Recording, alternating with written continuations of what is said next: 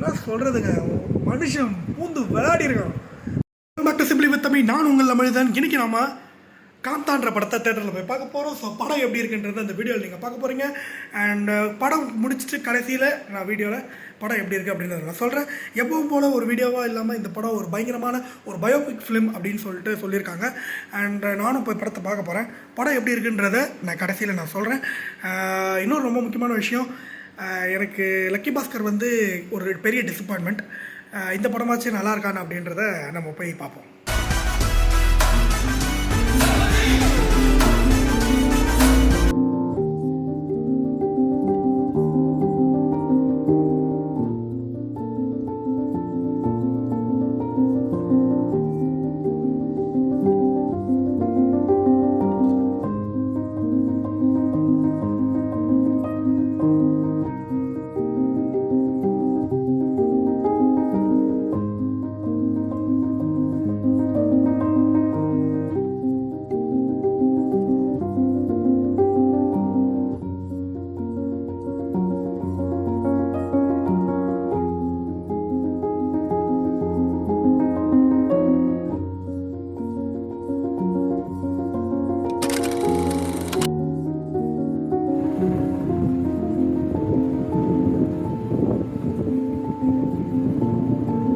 என்ன இப்படி உட்காந்துருக்க தானே பார்க்குறீங்க?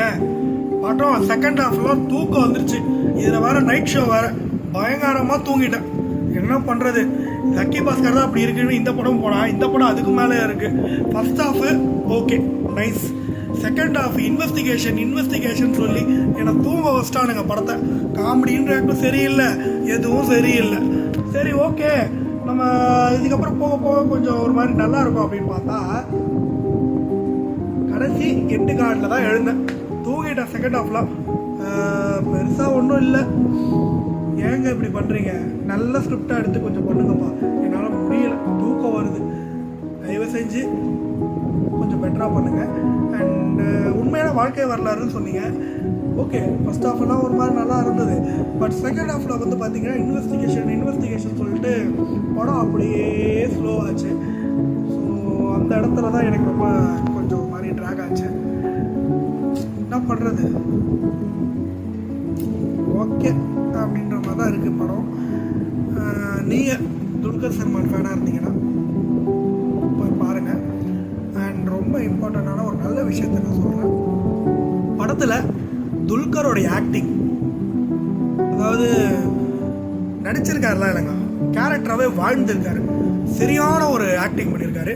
சமுத்திரக்கனி சாரோட ஆக்டிங்கும் பயங்கரமாக இருக்குது. ஒரு யதார்த்த நடிப்பை கொடுத்துருக்காங்க ரெண்டு பேருமே. அண்டு அதில் வந்து ஒரு ஆக்ட்ரஸ் ஒன்று புதுசாக நடிச்சிருக்காங்க. அவங்க பர்ஃபெக்டாக அந்த கேரக்டர் எப்படி இருக்குன்னு அதை அழகாக டெலிவர் பண்ணியிருக்காங்க.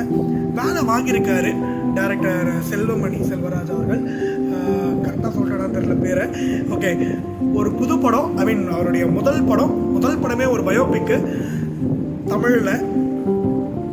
தமிழில் துல்கர் சல்மான் சார் பண்ண முடியும். ரெண்டாவது படம் கண்ணும் கொள்ளையடித்தால் ஒரு அற்புதமான படம். அண்ட் அதோடைய ரெண்டாவது படம் இந்த படம் காந்தா. சூப்பர்பான ஒரு மேக்கிங் அண்ட் சினிமோட்டோகிராஃபி சூப்பராக இருந்தது. நல்ல ஆக்டிங், பயங்கரமாக எல்லாரும் அவங்களுடைய பொட்டன்ஷியலை 200% வாங்கியிருக்காங்க. ராணா சார் அவர் வந்து பர்ஃபெக்டாக பண்ணிட்டு போயிட்டார்.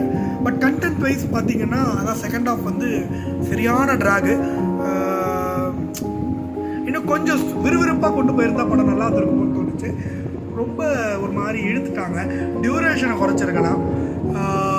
ஓகே மற்றபடி ஆனால் அந்த மேக்கிங்காக நீங்கள் பார்க்க போனீங்கன்னா தேட்டரில் எக்ஸ்பீரியன்ஸ் பிளாஸ்ட் அப்படின்னு தான் நான் சொல்லுவேன். ஸோ பாட்டெல்லாம் வந்து பிஜிஎம் ஜேக்ஸ் பிஜாய் சார், என்ன சொல்கிறதுங்க, மனுஷன் பூந்து விளையாடிருக்கான். அதாவது பிஜிஎம்மாக இருக்கட்டும், சாங்ஸாக இருக்கட்டும், நின்று விளையாடிருக்காப்புல. தமிழ் சினிமா அவரை கொஞ்சம் யூஸ் பண்ணுங்கள். ஒரு நல்ல அற்புதமான ஒரு music director Jakes Bijoy. Thriller படங்களுக்கும் ஹாரர் படங்களுக்கும் அண்ட் ஒரு சைக்காலஜிக்கல் த்ரில்லர் இல்லை ஒரு சஸ்பென்ஸ் த்ரில்லர், ஒரு ஆக்ஷன் ஃபிலிமுக்கு கூட எல்லா ஜானருக்கும் பயங்கரமாக போட்டு மிரட்டுவாப்பில். பிஜிஎம்லாம் சும்மா பயங்கரமாக இருக்குது. அவருடைய மலையாள படங்களை நீங்கள் எடுத்து பார்த்தீங்கனாலே தெரியும், பயங்கரமான ஒரு விஷயங்கள் பண்ணியிருப்பார். ஸோ ப்ளீஸ் ஜேக்ஸ் பிஜாய் சாரை யூஸ் பண்ணுங்கள். அண்ட் அற்புதமான படம். ஐ மீன் அற்புதமான மேக்கிங். பட் கதையாக அது சொதப்பிட்டாங்க. இன்னும் ஒரு அற்புதமான ஒரு